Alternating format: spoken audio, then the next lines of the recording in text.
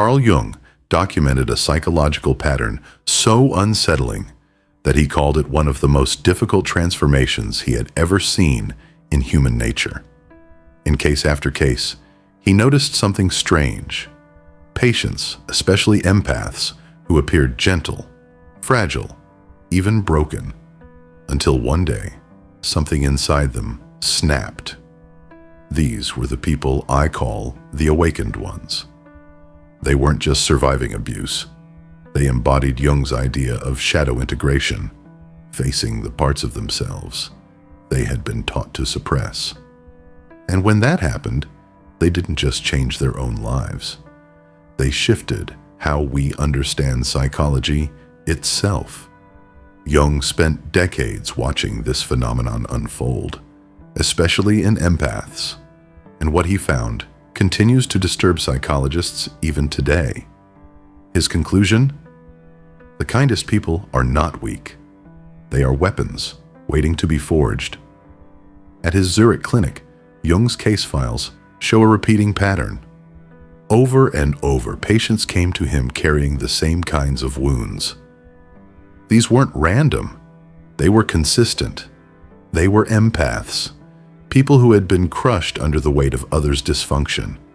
They had grown up with alcoholic parents who raged unpredictably, spouses who betrayed their trust, family members who dumped their chaos on them. These individuals explained away bruises, blamed themselves for depression, and constantly apologized for existing. They were what I would call the emotional shock absorbers of their families and communities, the people who took on everyone else's pain. Jung noted that sensitive personalities often became silent containers for collective psychological suffering. But here's the part that shook him. These empaths weren't simply victims of abuse. They had systematized it.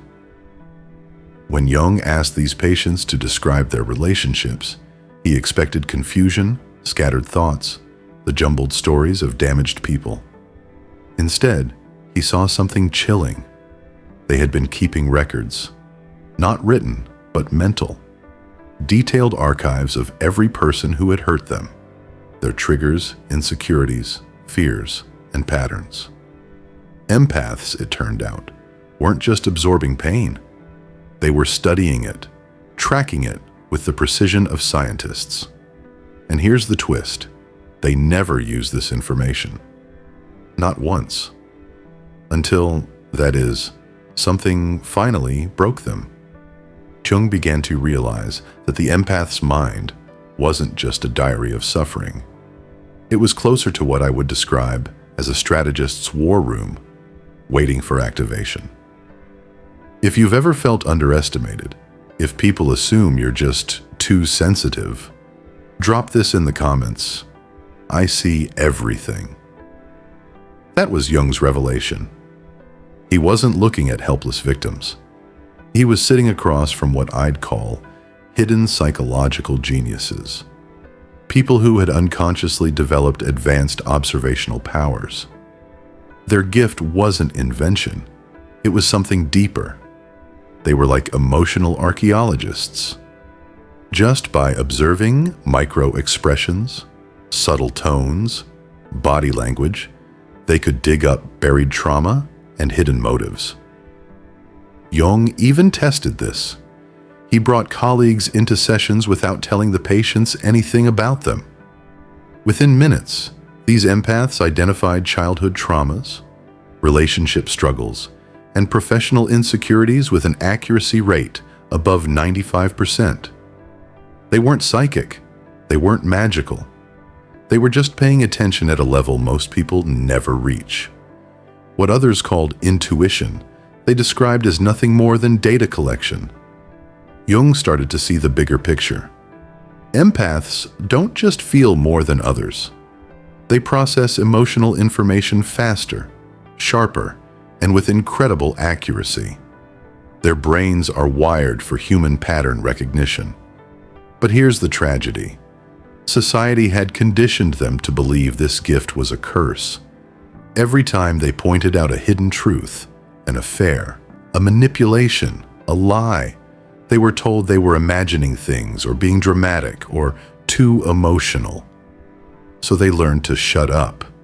They doubted themselves.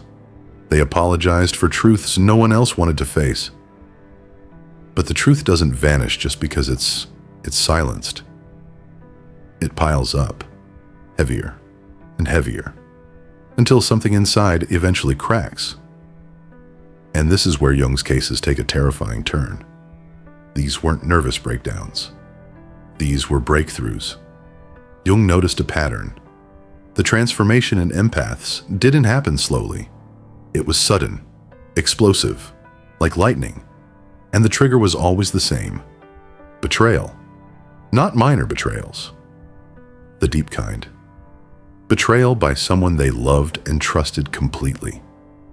Case after case, Jung documented the same moment. An empath discovered a partner's infidelity, or a trusted family member's financial deception, or manipulation from someone they had defended. What broke them wasn't the betrayal itself. It was the realization that they had seen the red flags all along and chosen to ignore them, like they always did. These empaths stayed silent. They absorbed the pain. They blamed themselves. They worked harder to be perfect. And then came what I call the clarity event. The moment their pattern recognition finally crushed their need to see the best in others. And in that moment, they awakened. Now here's what most people expect: that empaths at that breaking point would explode, crying, screaming, collapsing in despair. Their abusers expected that too. They were prepared for emotional chaos. But that isn't what happened.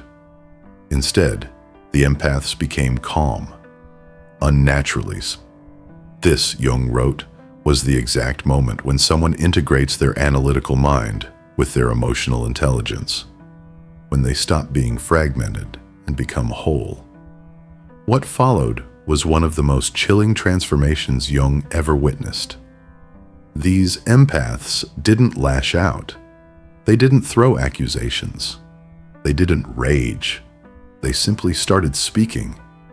And when they did, they spoke with precision. Every pattern, every lie, every manipulation, every detail they had silently cataloged over years came pouring out, not with cruelty, but with surgical clarity. Imagine a surgeon naming every diseased organ before removing it. That's what it was like. This wasn't revenge. This was truth, finally unleashed. And this is where ancient wisdom meets modern psychology. There is no fury like someone who finally trusts their own perception. Jung realized he was witnessing something profound. This wasn't just catharsis. This was what he called shadow integration. The empath's shadow wasn't dark or evil. It was their silenced intelligence, their ignored intuition, their denied strength. And once those pieces came back together, they became something he feared and admired in equal measure. Empaths who could no longer be manipulated. The change was permanent. They stopped people-pleasing. They stopped apologizing for their boundaries. They stopped second-guessing themselves. They had become whole. And once they crossed that threshold, everything in their lives began to change. They ended toxic relationships strategically and without drama. They cut ties with manipulative family members without guilt. They rebuilt their lives on their own terms. Jung described them as becoming selectively empathetic, still deeply caring, but protective of where that care flowed. And here's the eerie part. Everyone around them could sense the shift. People who once walked all over them suddenly felt uneasy in their presence. Not because the empaths were cruel, but because something about them radiated strength. Manipulators, especially, reacted like predators sensing a threat. Jung called this the predator's instinct. Manipulative people instinctively know when their tricks won't work. They avoid integrated empaths the way vampires avoid sunlight. Jung put it simply: The awakened empath doesn't need to announce their power. Others can feel it in their bones.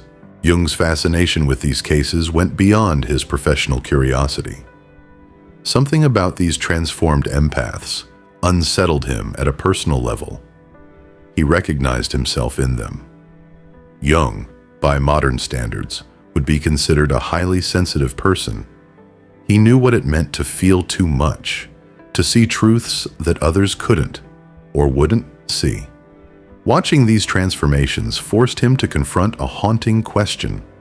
What happens when empaths stop being society's emotional shock absorbers and start using their gifts strategically? He followed many of his patients long after their breakthroughs, and what he discovered shook him. These individuals didn't just rebuild their lives, they excelled. Businesses thrived because they could read clients' needs before the clients even voiced them. Relationships flourished because they spotted emotional predators instantly and refused to engage. Their decision-making became almost flawless because they trusted their intuitive intelligence absolutely. Jung realized something chilling. These empaths hadn't become less empathetic. They had become perfectly empathetic. And perfect empathy meant perfect strategy. They could manipulate others as easily as they had once been manipulated. They understood human psychology at such a deep level that it gave them almost godlike influence in social dynamics. But here's what struck Jung the most. They chose not to weaponize it. These awakened empaths could have destroyed every person who had ever harmed them. They could have dismantled families, marriages, and businesses with just a few words of truth. But they didn't. Instead, they walked away. They used their insight not for vengeance, but for clarity. They simply cut toxic people out of their lives and moved on. Jung realized he was witnessing the birth of something new, a kind of human evolution. He called them integrated empaths, people who combined sensitivity with strength, compassion with strategy, love with unshakable boundaries. He wrote in his private notes, "I have observed something beautiful and terrible. These individuals have become what every manipulator fears most, someone who sees through them completely, yet needs nothing from them." If you've ever reached a point where you can read people but no longer crave their approval, write this in the comments.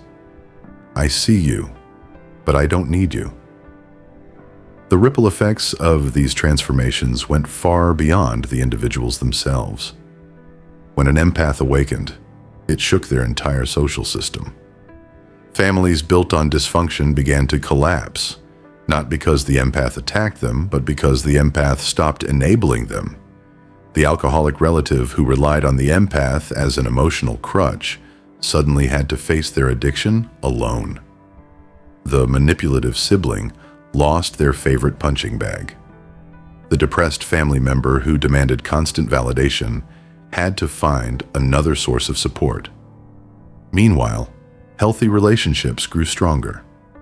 Authentic people felt safer around the awakened empath than they ever had before. Jung noticed a fascinating phenomenon here, something I call the empath's mirror effect. Transformed empaths didn't need to expose dysfunction verbally anymore. Their very presence reflected people's truth back at them. Manipulators felt uncomfortable, almost exposed, as if the empath's calm gaze saw right through their games. But genuine people felt a sense of relief. Finally, someone who perceived them without distortion. Jung tested this further. He introduced his integrated empaths to other patients in his clinic. What happened next startled even him. Within minutes, these empaths could identify core psychological wounds in strangers. They pinpointed childhood traumas, relational patterns, and the exact form of therapy a patient would likely need. Their accuracy was so sharp that Jung admitted, privately, that it sometimes surpassed his own decades of expertise. This created an ethical dilemma. If empaths could reach this level of diagnostic clarity naturally, what did it mean for the future of psychology? Could emotional sensitivity one day rival formal training? These questions haunted him. He began carefully documenting what he called an integration observation protocol, a framework to track how empaths awakened through shadow integration. Through this observation, Jung saw that the process wasn't random. It unfolded in stages. Stage 1. Recognition. The empath begins to identify the shadow aspects they had suppressed, their anger, their intelligence, their right to boundaries. For the first time, they stop apologizing for their perceptions and start validating their emotions as real, accurate data. Stage 2. Integration. They merge their light and shadow, creating what Jung called the complete self. They become both gentle and fierce. They can offer profound kindness to those who deserve it and surgical precision against those who don't. Stage 3. Application. Here is where it gets powerful. The empath begins to use emotional intelligence strategically. Not just defensively, but proactively. They become what I call psychological architects. People who can navigate, influence, and reshape human systems with uncanny accuracy. At this point, they are no longer vulnerable to manipulation. They see it coming from miles away and neutralize it before it takes hold. But the final stage was the one Jung admired most. Stage 4. Service. Integrated empaths didn't become cold or detached. Quite the opposite. They returned to service, but selectively. They offered their gifts where it mattered, not where it drained them. Many began helping other empaths through the same transformation. Jung noted how this created ripple effects, a network of emotionally resilient individuals who spread psychological strength through their communities. It was here that Jung stopped seeing empathy as weakness. Instead, he saw it as a form of human advancement. But even in his admiration, Jung carried concerns. Because if these abilities fell into the wrong hands, they could be devastating. An empath who awakened without a moral compass could become a master manipulator, wielding insight like a weapon. To address this, Jung sketched out something I call the ethical integration model. He documented how truly awakened empaths naturally align their power with healing, not harm. He saw that without ethics, shadow integration could birth dangerous individuals, but with ethics, it created balanced warriors. That's why Jung scattered his research across private journals rather than publishing it outright. He feared that if society understood how to deliberately trigger empathic awakening, someone might weaponize it. But in his final notes, Jung's awe is clear. He described these individuals as living examples of humanity's next step. People who could feel everything without drowning, see everything without becoming cynical, and love deeply without losing themselves. He called them balanced warriors, gentle with those who deserved it, unyielding against those who threatened it. And he left one of his most striking insights about them. The empath's journey is not from sensitivity to numbness. It is from unconscious absorption to conscious choice. They didn't become less empathetic. They became perfectly empathetic. Here's the question Jung wanted to leave for the future. What happens when more empaths awaken? Because his case studies revealed something undeniable. Once an empath integrates their shadow, they become psychologically untouchable. They cannot be gaslighted because they trust their perceptions. They cannot be manipulated because they see games before they're played. And they cannot be broken because they've already been broken and rebuilt stronger. This, Jung believed, wasn't just personal healing. It was evolution in action, Every empath faces a moment of transformation. Jung called it the most terrifying change in human nature because it was both inevitable and irreversible. At some point, betrayal pushes the empath past the breaking point. The question isn't whether it will happen. The question is, will they integrate their shadow consciously, or will it consume them? Jung's case studies showed that most empaths, when forced to the edge, chose integration, and that choice made all the difference. They didn't become cruel. They became precise. They didn't lose their hearts. They grew spines.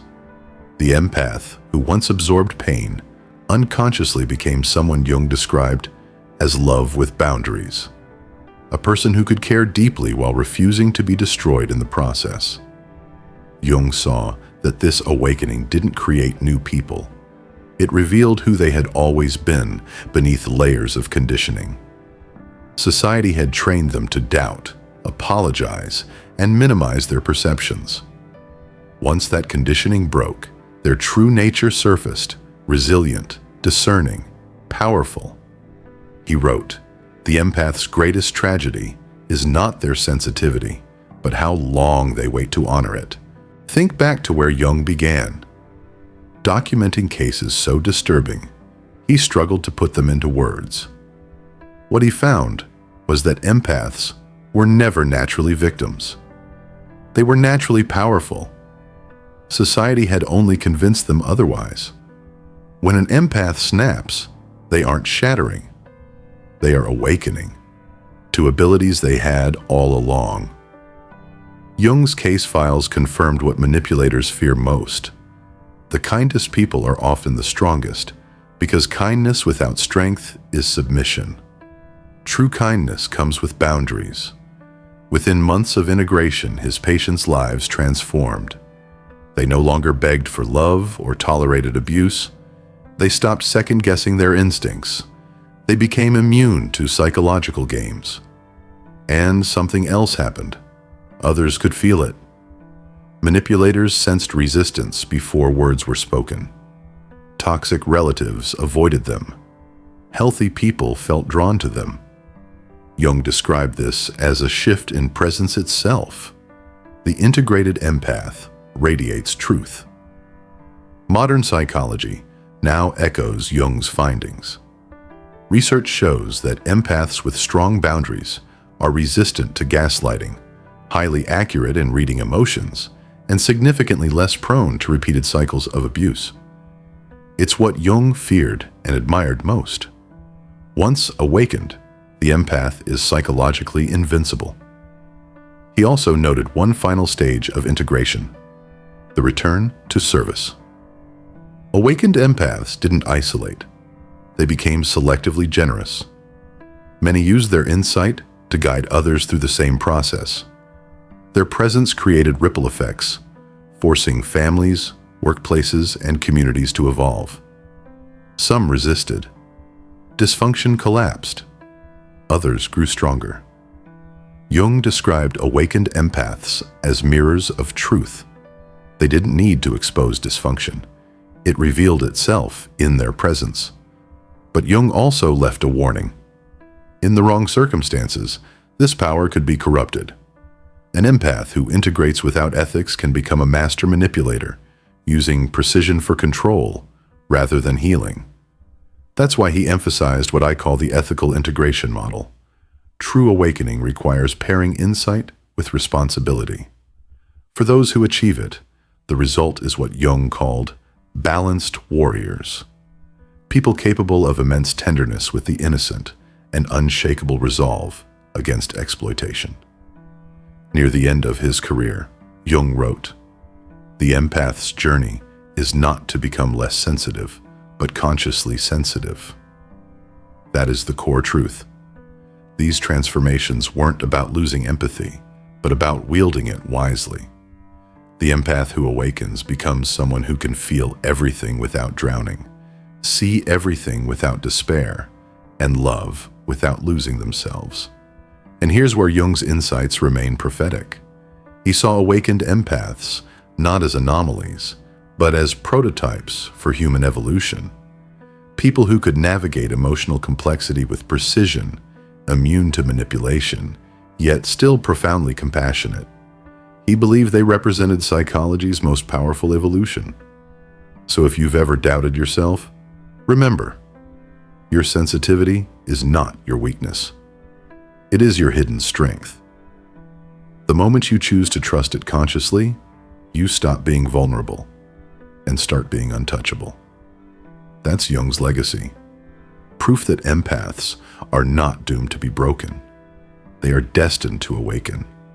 The only question is whether you will choose that transformation consciously or let life force it upon you.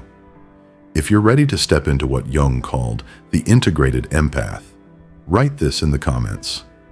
I choose conscious transformation. Because the world doesn't need more broken empaths. It needs more awakened ones. And Jung's research proves that awakening isn't just possible, it's inevitable.